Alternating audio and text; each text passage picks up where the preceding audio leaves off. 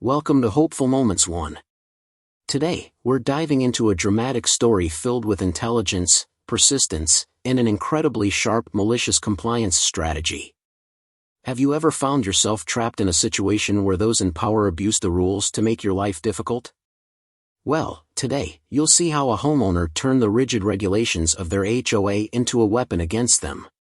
What is malicious compliance? It's when you follow the rules to the letter, but in a way that forces the other party to suffer the consequences.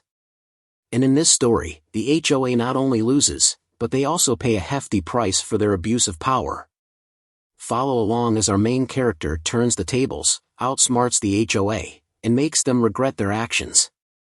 Don't miss out on this surprising, dramatic tale filled with valuable lessons.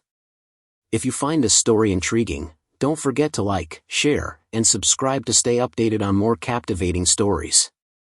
At a familiar moment in the past, when every day carried its own subtle yet meaningful events, this story began, and from there, the events unfolded, slowly stretching across many years of turbulence. Though this period cannot be summed up in just a few simple tales, I will try to arrange and summarize that journey as briefly as possible, offering readers an overview while preserving the essence of the experiences that have passed. In our effort to enhance the security of our home, we decided to install a surveillance camera right at the front door to monitor and protect our family's valuable vehicle. The camera was strategically placed, not only covering the entrance but also extending its view to the parking area. Interestingly, during the installation, we noticed that a portion of the camera's view didn't just focus on the front area of the house but also unintentionally pointed towards a small corner of a neighbor's backyard and part of the side yard of the next house. Although this overlap was unintentional and not meant to invade anyone's privacy, it opened up a series of unexpected discussions and debates about the boundary between personal security and neighbors' privacy. The camera we installed wasn't just an ordinary surveillance device but a modern security solution with ultimate flexibility. Instead of relying on a fixed power source or cumbersome cables, it operates entirely on batteries, allowing us to place it anywhere without obstacles. What really set it apart, however, was the smart grayout feature. This technology allows users to actively designate areas they don't want to record, such as parts of neighbors' backyards or any private areas.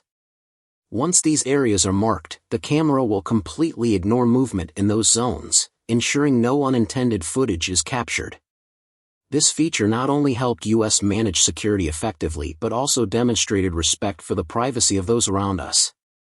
From the moment of installation, we carefully set up the areas to be grayed out, ensuring the surveillance system served its purpose, protecting personal property without impacting anyone else.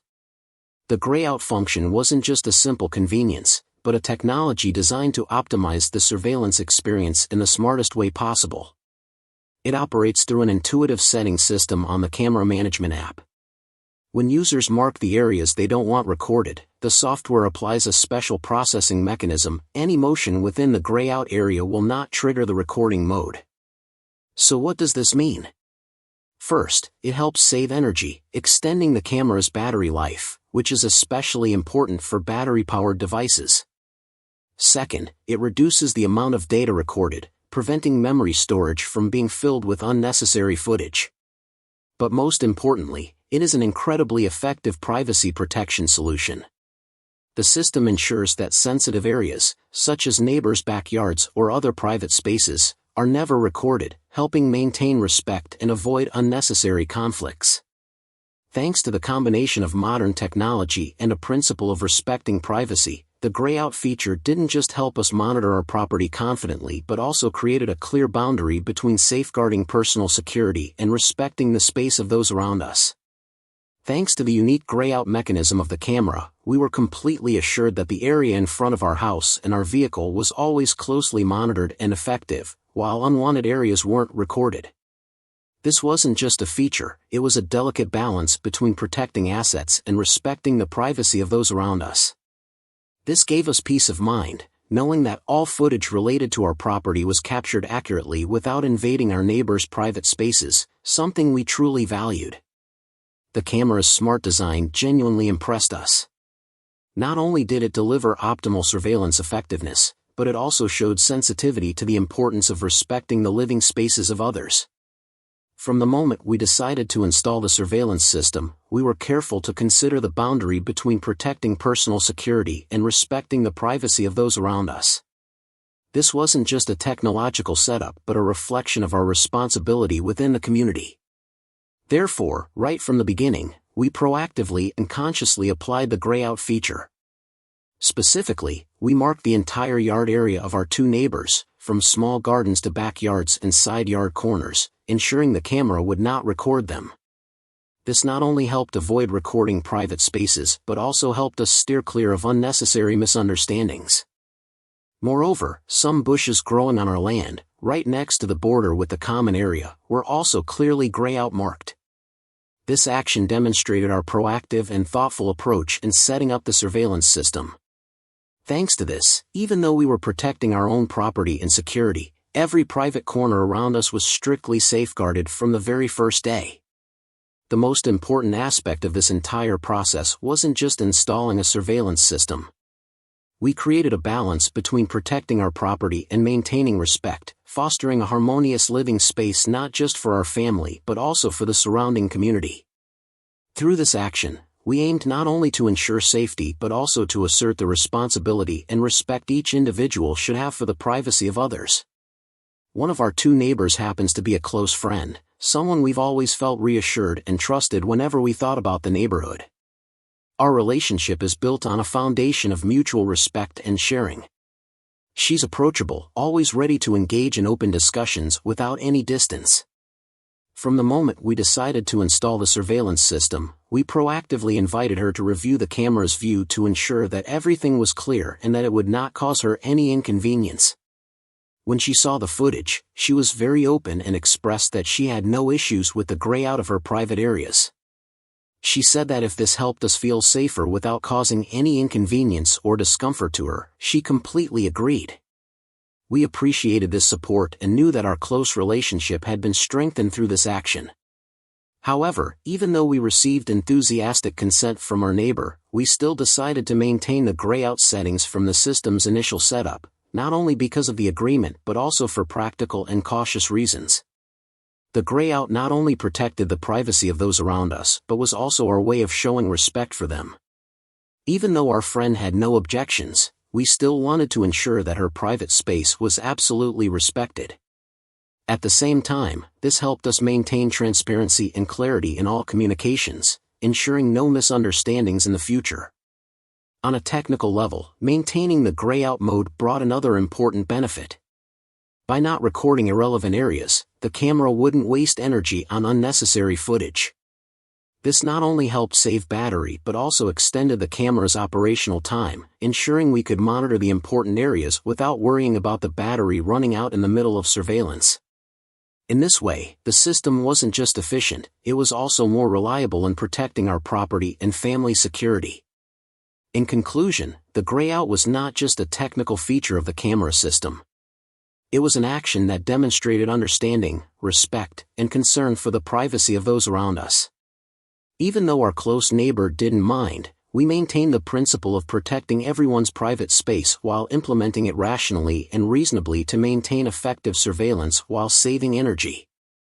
This is the perfect balance between security and respecting the rights of the community. Among our neighbors, there was one person we were very familiar with. Let's call her Karen. Of course, that's not her real name, but anyone who knows her will understand why I chose that name. Karen, as a member of the HOA board, always portrayed herself as a tough and unapproachable person, and her presence had often made the atmosphere in the neighborhood tense. For that reason, we didn't have much affection for her or the entire HOA board. When it came to installing the camera system, we didn't hide anything. Just like with our other friendly neighbor, we showed Karen the camera's view, where the areas had been grayed out to protect everyone's privacy. However, instead of asking for permission or seeking approval, we simply informed her about these settings. To us, this action wasn't just about transparency but also asserting the point that the autonomy to protect our property and private space doesn't need approval from a board we already had doubts about. Karen, as an unofficial representative of the HOA board, didn't hesitate to issue a sharp warning: take the camera down immediately if you don't want to regret it. Her words rang out like a warning bell, making us feel the imposing power of a system we had always been suspicious of. Not long after, within a week of installing the camera, we received an official notice from the HOA stating that we had violated the rules. What was their reasoning? A vague clause about causing inconvenience to neighbors. A legal basis that seemed to only exist on paper, because in reality, there was no clause in the HOA rules that prohibited installing cameras for security purposes. This was clearly the only reason they could use to punish us, a measure to exploit a loophole to exert power, even though it didn't reflect the essence of protecting personal property. After receiving the notice from the board, we didn't hesitate to respond with an official letter, stating that our camera installation did not violate any of the rules outlined in the bylaws. We spent hours researching and consulting with lawyers to ensure every detail was clear, and in the letter, we also requested that they cease their unnecessary harassment, which had been putting us under unfair pressure. But as everyone knows, with stories like these, things don't always go as planned. Shortly after our response letter, more complex blockades and notices from the management kept piling up. They continued to add more demands and bureaucratic procedures, like an endless string of efforts to make our lives difficult. And, unsurprisingly, they didn't stop, seemingly treating our punishment like a game they never wanted to end. Their first response was truly noteworthy: HOA has the right to enforce these regulations. Try stopping us if you can. This statement not only came off as a challenge but also reflected the arrogant confidence of the management, a style of response they seemed to repeat with anyone who dared oppose them. We knew this wasn't the first time they'd used this tactic, and from that moment, we clearly defined our goal: to make them lose as much time and money as possible, exposing the weaknesses in their management system that they had always hidden. Soon after, HOA decided to hire a lawyer to directly confront us, an action that, according to our information, no other resident had faced. Within just 4 months, their legal fees had exceeded $4,000, a sum that, when compared, made up about 16% of their total annual income, which was around $25,000. This figure not only highlighted the disproportionate financial strategy of the management but also served as solid proof that their power assertion efforts could be turned around in a truly remarkable way. Through this, we weren't just fighting for our own rights but also setting a clear marker: when the management system uses harassment and ambiguity to impose its will, residents brave enough to stand up will never back down. This wasn't just a legal dispute, it was a battle between fairness and the abuse of power, a strong message sent to everyone in the community. When the official HOA hearing took place, we knew this was our opportunity to push them into a tight spot. With the support of a lawyer friend, we not only prepared thoroughly but also applied a strategy that made HOA incur more expenses than they had imagined.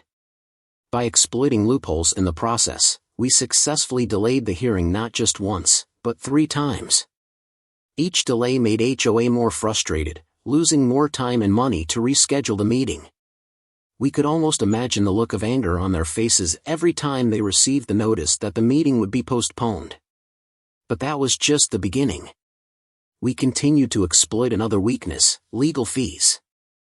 Throughout this process, we exchanged over 100 emails with HOA's lawyer. And the most interesting part? Every email they received from us meant they had to pay for 15 minutes of the lawyer's work.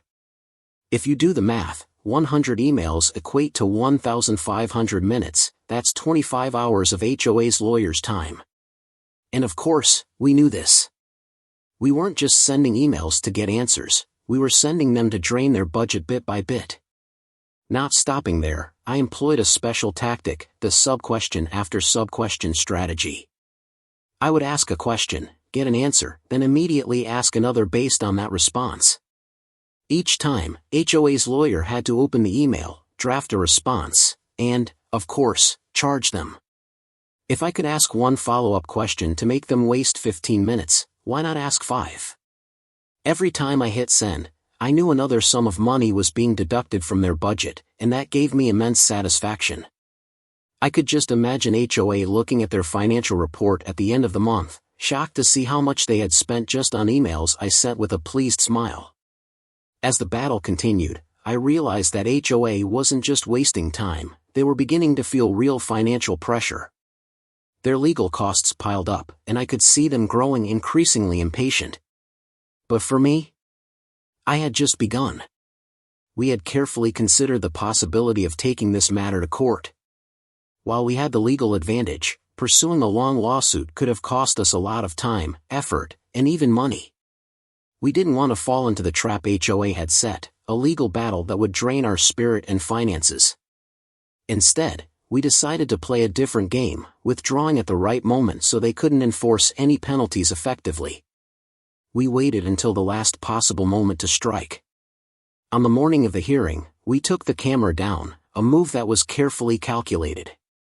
According to HOA's regulations, a fine could only be imposed if the violation was still present at the time of the hearing.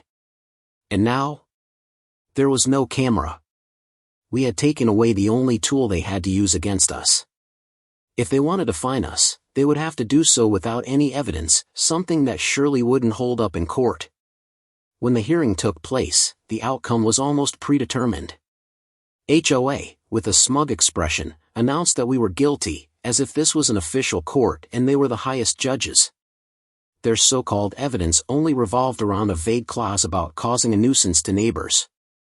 No one could provide a specific reason as to why our camera was considered a nuisance, but that didn't matter. What mattered was that they had a pretext to declare victory. But here's the most interesting part: HOA could shout that we were guilty as many times as they wanted, but they were utterly powerless to enforce any penalty. They had spent thousands of dollars just to come to the conclusion that there was nothing to fine us for. A hollow victory for them, and a sweet sense of vindication for us. After all the drama, the tense hearings, hundreds of email exchanges, and thousands of dollars in lawyer fees, what was the final penalty for us? A letter. Yes, just a printed piece of paper, stamped with a lawyer's office seal, sent via certified mail as if it were a crucial legal document. We nearly laughed when we opened the envelope. This was all HOA could do after all that effort? The formal letter stated that we were not allowed to place a camera on the house if it could invade a neighbor's privacy. A phrase full of ambiguity and inconsistency. Could invade, what does that mean? If someone feels uncomfortable, does that make the camera illegal? And how could they prove that? This was nothing more than a meaningless threat, a desperate attempt to save face after we had beaten them legally. But here's the best part: their ban only applied to cameras on the house. They didn't say anything about placing a camera on the fence, in the yard, or even on an independent post in the garden. HOA had inadvertently left a loophole so big we could drive a truck through it without violating anything. If they thought we would stop just because of such a vague wording, they were sorely mistaken. After things calmed down, we did nothing. No letters, no complaints, no arguments. We let HOA think they had one, that we had given up. But in reality, we were just waiting for the right moment, and the annual HOA meeting was the perfect stage to expose everything. When it came to the financial discussion, I slowly raised my hand, wearing a completely calm expression. "I have a question," I said, with a voice full of harmless curiosity. The entire room turned to look at me. I slowly flipped through the documents in front of me, pretending to read every line carefully, then stopped at the key point. I looked up, stared directly at the HOA board, and asked. I noticed an expenditure of $4,000 listed as seeking ownership, lawyer fees. I'm curious, what exactly is this expense for? You should have seen their faces at that moment. The HOA president suddenly tightened his grip on his pen, his eyes blinking rapidly. The secretary subtly turned in her chair, quickly flipping through her notebook as if trying to avoid my gaze. Another member coughed lightly, attempting to break the awkward silence. The whole room fell into an uncomfortable stillness, as though I had just thrown a bomb in the middle of their meeting.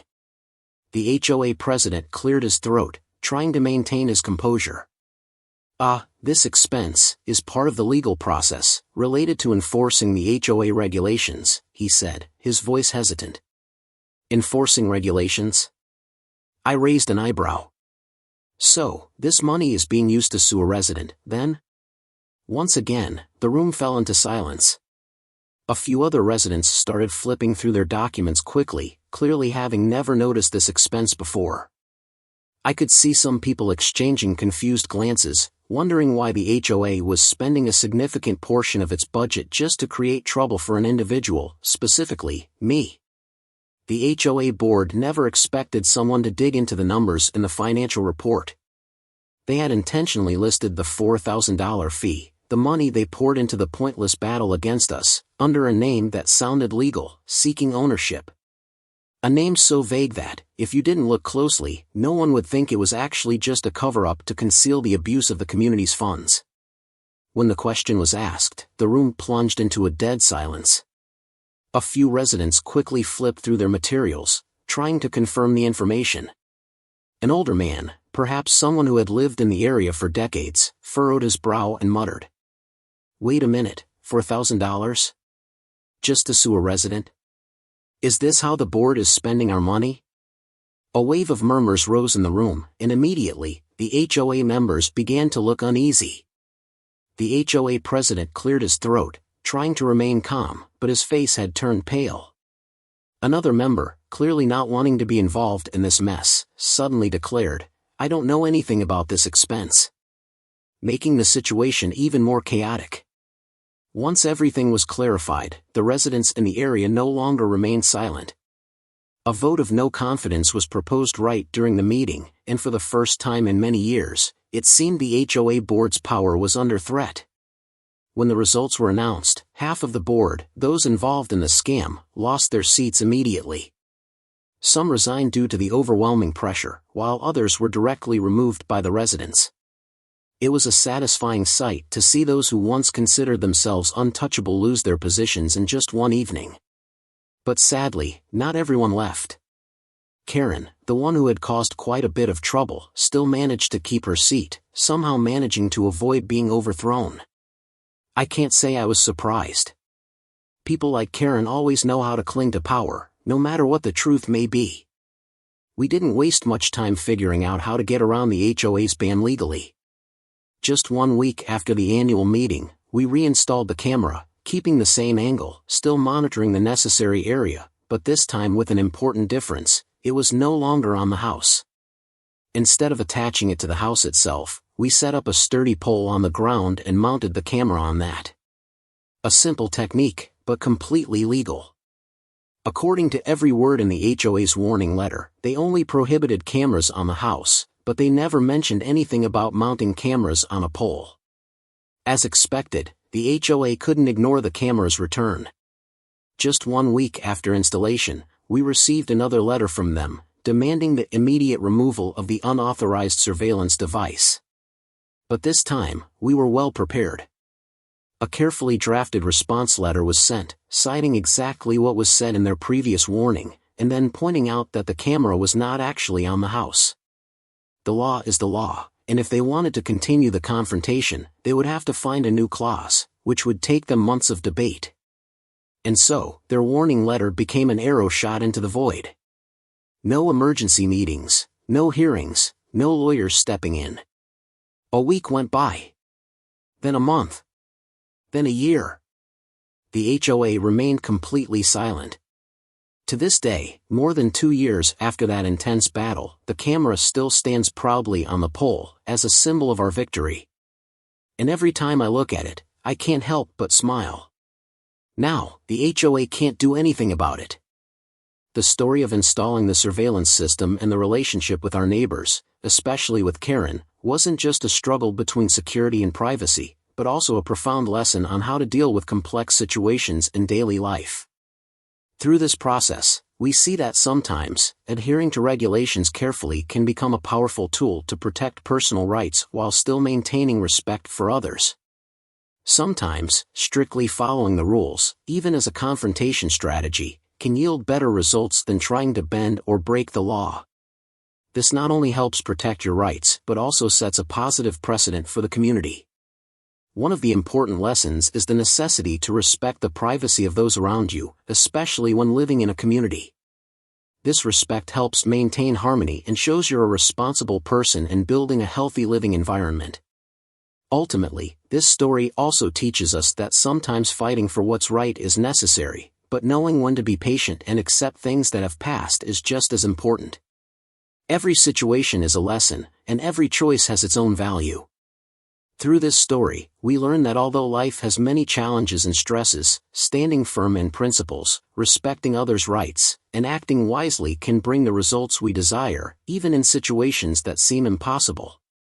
Congratulations on your perseverance and intelligence in handling the difficult situation with the HOA and neighbors.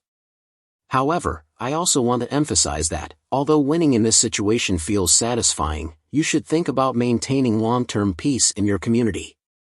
While you may continue to apply the malicious compliance strategy effectively, sometimes open and honest communication with those around you can help ease tensions and avoid unnecessary conflicts. With Karen and the HOA members, you've succeeded in protecting your rights, but remember, we don't always need to fight to win. Sometimes, maintaining a peaceful spirit and finding ways to persuade others gently and tactfully can bring longer-lasting and more sustainable results.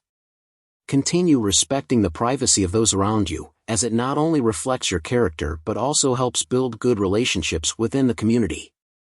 And finally, don't forget that family security is always important, but neighborhood peace and neighborly relationships are an essential part of a happy and peaceful life.